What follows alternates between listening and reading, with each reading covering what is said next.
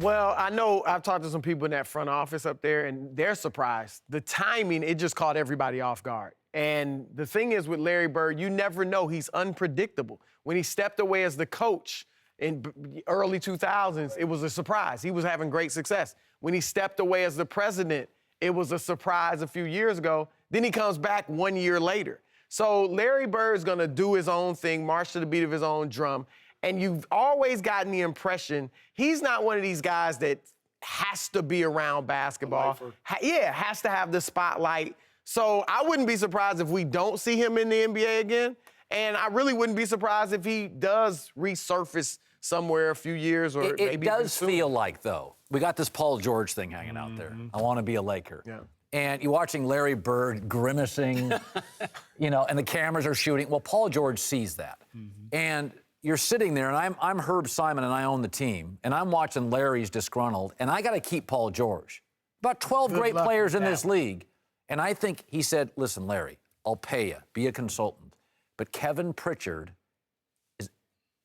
I can make Paul George believe Kevin runs the show, and there's a chance. I think if Larry stays, he's a Laker or a Clipper.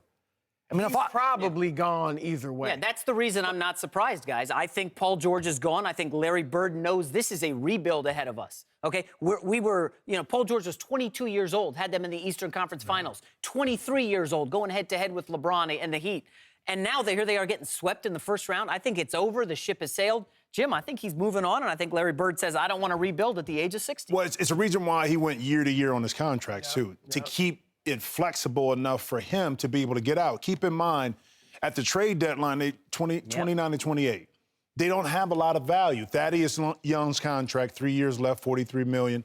His production is down. Jeff Teague is going to be a free agent. Didn't work. It didn't work. Miles Turner's probably the only valuable asset you have, and they're not going to get rid of him. So his flexibility as far as getting players in just wasn't there. And to boot, I think when he came out and said with Paul George that he doesn't make any decisions around here about management and about bringing in players, that could have fractured the relationship a little bit more. That's what I think. You know what I mean? So Bird kept the options, I think, for him, but not signing a long-term deal to be able to get out right now. And maybe with Pritchard coming in, it gives you a window of a year or two to kind of rebuild without the same kind of pressure, because Bird is not there, depending on what happens with Paul George and what you can or can't get. Well, Larry Bird, and he's one of my favorite all-time players, but he's pretty rigid. Yeah. I mean, Larry's not real flexible.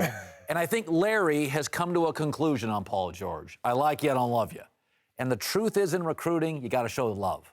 Yeah. Kevin Pritchard could be a new voice in the room. Pritchard is totally capable of I love you. Larry's he's a consultant now. Yeah. I think they obviously want to keep Paul George. They do. I think it's going to be an uphill battle. I think part of this is lifestyle for Paul George. We know he's from California. He's not getting the love he, thinks he should get in Indiana as far as a player, caliber player. And I also think Larry Bird doesn't want to kowtow. Whether he loves Paul George or not, I don't think he wants to be like at the beck and call of a player who he knows couldn't carry his jock. You know this, Larry Bird, people don't realize, was one of the most trash-talking individuals in the game. So for him, knowing, you talked about this, Colin, talent and a guy that can really carry a team, he sees it every day. So he's not going to. He's going to toe the line in regards to how much he really wants Paul George. And I think internally he knows that maybe that's not the guy.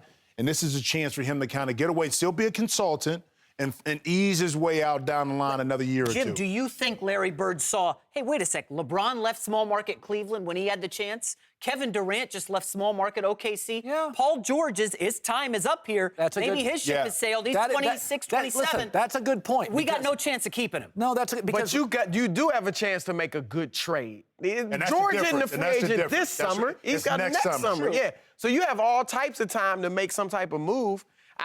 Maybe this is just Larry Bird. Again, he's unpredictable, wanting out, not wanting to kowtow to George. Or he's embarrassed about the Al Jefferson signing, right? I mean, kind of. Well, the interesting thing is they just signed Lance Stevenson for 3 years, and we know Larry is the Lance whisperer. Yeah. Now, Lance is going to wreak havoc in Indiana now that Bird's going to.